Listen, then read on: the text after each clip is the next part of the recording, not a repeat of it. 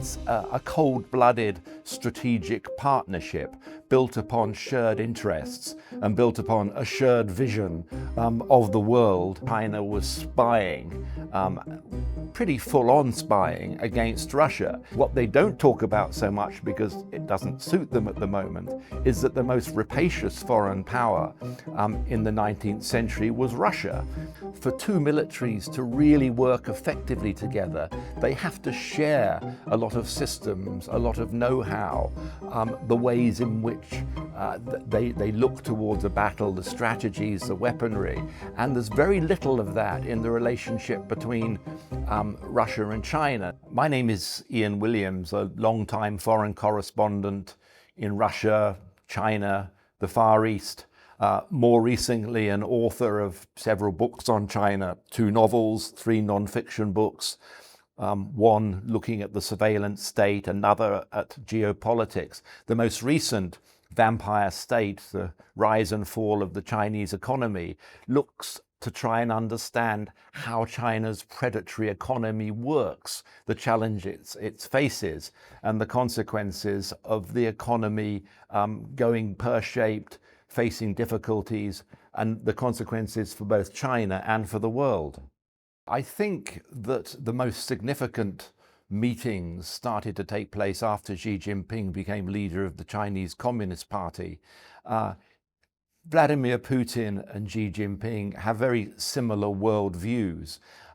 Xi Jinping believes in what he calls the China dream, which is the restoration of a great China, whereas Vladimir Putin has his Ruski Mir, the Russian world, the re-establishment of the Russian-speaking world. These are very much imperialist visions of the restoration of national greatness, very much nationalistic.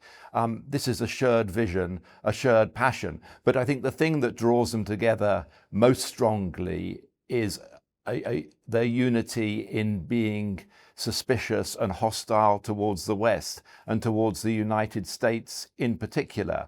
And this is something they share, something that's driven their relationship, something which underlines their relationship over Ukraine. So in many ways, it's a cold-blooded strategic partnership built upon shared interests and built upon a shared vision of the world and a hostility towards a system which is dominated by the United States. I think they see a shared interest in courting what's become known as the Global South. It used to be described in other ways, the Third World, developing countries. They both see themselves as champions of the Global South, but the China approach is very much built upon the sense that they believe their system is one that can be emulated, their system is one that is superior, their system is one that can be adopted by other countries as a growth model, whereas Russia no longer really takes that view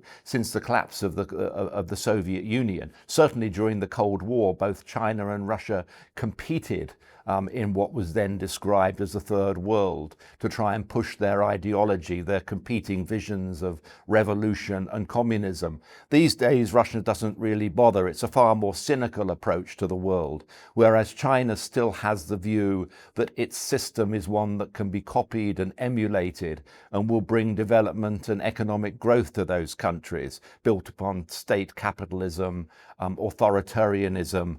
These are very much the principles, whereas Russia doesn't see itself in that role anymore. It doesn't actively try and sell its system to the world, although it is keen to influence countries outside its immediate orbit.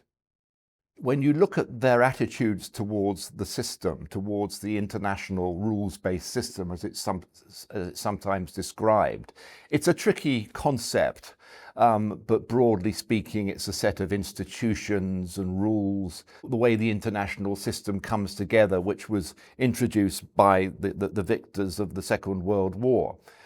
Inevitably dominated by Western countries, and particularly by the United States. both China and Russia are hostile to that system. But whereas Russia very much takes the view that they want to undermine that system in every way they can and at every opportunity, China is more concerned about trying to replace that system. It's been actively trying to build alternative structures, alternative institutions, while at the same time seeking to pack existing institutions, be they financial, the United Nations, with its own people, and also to set international standards, particularly on technology, for instance, on facial recognition, on other surveillance technologies, because standards are very important in influencing the adoption of technology internationally. So China's vision of replacing the rules-based international order, its vision of replacing a system which has been dominated by the West, is by creating its own alternative system, its own alternative institutions, whereas Russia is much more destructive. Russia seeks to undermine the international system rather than replace it. And I think that while they share a hostility to what exists at the moment, they're very different in terms of their visions for what may replace it. I think that there is all sorts of aspects in which they're competing. Not long ago, documents were leaked to the New York Times, suggesting that the FSB, which is the successor to the KGB, the domestic intelligence service in Russia, documents which suggested that China was spying, pretty full-on spying against Russia, trying to figure out what Russia was doing in Ukraine, the performance of weapons, as well as policy, what was going on within the Russian government. Now, this suggested two things. One, that within the Russian government were those who were less than enamored with the close relationship that was developing with China. But also that Russia was not really sharing with China the sort of technical know-how, the sort of strategic know-how, the sort of information about the performance of weapons systems, whether they be kinetic or whether they be cyber, within Ukraine, which China is very keen to know about because some of its own systems are quite similar to those of Russia, and some of the organization of its armed forces are quite similar. So there are tensions beneath the surface. Historically, you could argue that this is a relationship that should never exist anyway, given the animosity that's been there historically. We talk about the Cold War between the Soviet Union, the Soviet bloc, and the American-led Western alliance. But of course, another Cold War took place over 3 decades, the frozen border between the Soviet Union and China, along which there were multiple clashes, along which many people died, along which almost triggered at one point a nuclear exchange. The two sides barely talked to each other for 3 decades before a rapprochement by Mikhail Gorbachev in his first visit to Beijing in 1989 brought the two sides closer together again. We forget that China bangs on a lot about 100 years of humiliation. It talks a lot about unequal treaties, about the way in which rapacious Western powers took parts of China, such as Hong Kong, for instance, Western concessions in Shanghai. What they don't talk about so much, because it doesn't suit them at the moment, is that the most rapacious foreign power in the 19th century was Russia. Russia bit off 1.5 million kilometers of Chinese territory, including huge swathes to the north of the Amur River, the Russian Far East, the Russian city of Vladivostok, now home to the Pacific Fleet. That used to be known in Chinese as Haishan Wai, which means Sea Cucumber Bay, and Chinese nationalists haven't forgotten that. A new law only a couple of years back decreed that all textbooks in China should carry the original Chinese names of these Russian areas, which caused some consternation in Russia. So these are built-in tensions. Officially, these border disputes have been settled, unofficially not. there's a lot of neuroses, a lot of suspicion, particularly in the Russian Far East, underpopulated, but big on resources, about the intentions of a very populist and very resource-hungry China just across the border. Chinese nationalists dream of restoring the borders of the Qing dynasty, which of course includes large chunks of modern-day Russia. So there are all these inherent tensions, historic and contemporary. We should remember as well that although we read and see a lot about joint military exercises between Russia and China, these have grown in scope, both in terms of the geographical reach, in terms of the ambition. But when we look at them close, there isn't the same interoperability as you will get within NATO, for instance, or between America and its allies in Asia, be they Korea or Japan. And interoperability is a big thing for military strategists, because for two militaries to really work effectively together, they have to share a lot of systems, a lot of know-how, the ways in which they look towards a battle, the strategies, the weaponry. And there's very little of that in the relationship between Russia and China. Now these exercises are not entirely performative, but they are not of the same nature and the same closeness as what you see between NATO allies, or, as I say, between Western democracies and Korea or Japan. So it is a very different relationship. And yes, you have seen it described as a no-limits partnership. That description came just on the eve of Russia's invasion of Ukraine, and they've boasted that it's closer than allies, but it's not an alliance in a meaningful sense of that. It's very much opportunistic. It's very much a marriage of convenience, and it contains a lot of tensions. It suits them at the moment because strategically both of them benefit from it. But it's a cold-blooded calculus, and I think that shouldn't be forgotten. There is a term that does the rounds in Washington called doing a reverse Kissinger. Some of those close to Donald Trump have argued that he can prize Russia away from China, that the real medium-term concern for the United States is China, not Russia, and that if he can prize Russia away from China, do this reverse Kissinger, then you will be in a position where the United States will be immensely stronger in its competition with China. Now, I think that is really wishful thinking. I don't think Russia can be prized away from China, because although there are historic animosities, although there are clearly still tensions in the relationship, it just suits them too much at the moment. Strategically, it's too important for them.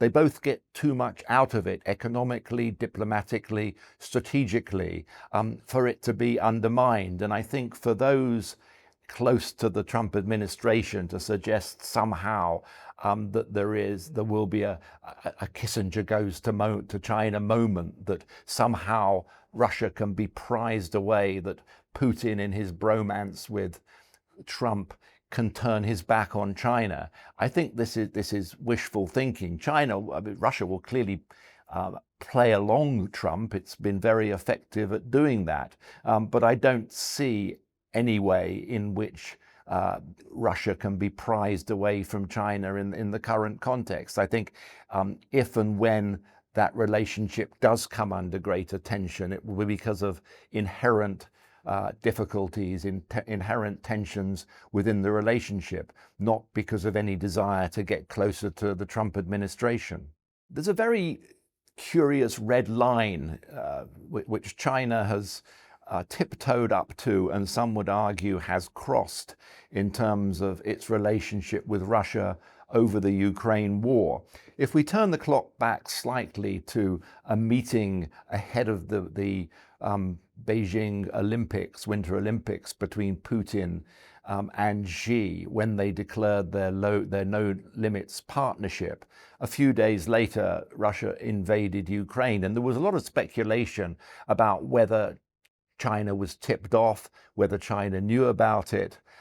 whether China knew about it but was preferred not to ask about it. But it seems inconceivable that they weren't given some sort of advanced knowledge of Russia's invasion of Ukraine. Now, the war in Ukraine, 3 years on, would not be sustainable without Chinese support for Russia. Russia is effectively underwriting the war in Ukraine economically by buying vast amounts of raw materials from Russia, strategically by giving Russia diplomatic cover, also by supplying dual-use items, whether these are machine tools, drones, chips, other items which can be used in the production of weapons by Russia. There's also been suggestions of weapons themselves finding their way into Russia. A number of companies have been sanctioned in China, in Hong Kong, for supporting Chinese companies, for supporting the Russian war effort. Now, clearly, China benefits enormously economically because of its access to cheap raw materials. It's a buyer's market. Russia can't really sell it to many places. So China can in many ways dictate the price. Strategically, it's also very valuable for China. And I think diplomats have hardly tried to make this secret, that as long as the Russian war attracts the attention of the West and of the United States in particular, as long as their focus is on Europe, on Ukraine, then the focus is not so much on Asia. So one fear in Beijing is that if and when the war in Ukraine ends, then the United States and its allies will be able to shift their focus more towards Asia, more towards the Pacific, and more towards the defense of Taiwan.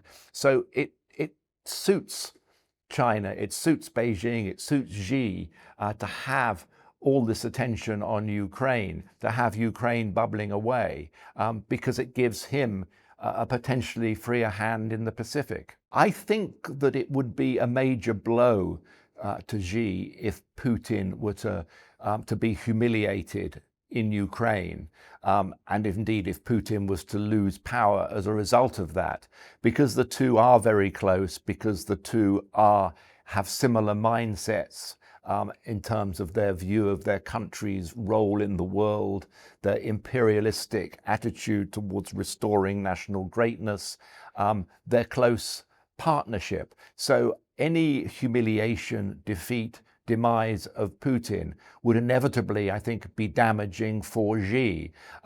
There are many books that have been written about the role of leadership, of the role of relationship between leaders in shaping diplomacy. For instance, you could argue that during the Cold War between the Soviet Union and China, the relationship between Stalin and Mao, and then Stalin and Khrushchev, was so toxic, was so bad, that it very much drove the broader relationship between their two countries, because they had such a poor relationship on a personal level. Now, I think however you look at the broader Russia-China relationship and the calculus and the cold calculus on both sides towards benefits from it, there is a strong relationship between Xi and between Putin, because they do share this vision of the world, and they do share an idea about their country's relative places in the world and the need to replace the existing order. So if you take away one of those key players, whether it's Putin because he is defeated or humiliated in Ukraine, or Xi, who knows what's going on at the higher echelons of the Chinese Communist Party with the disappearance of senior figures on the diplomatic front, on the military front. But if one of these key figures goes, I think that it could quite dramatically change the dynamic between the two countries.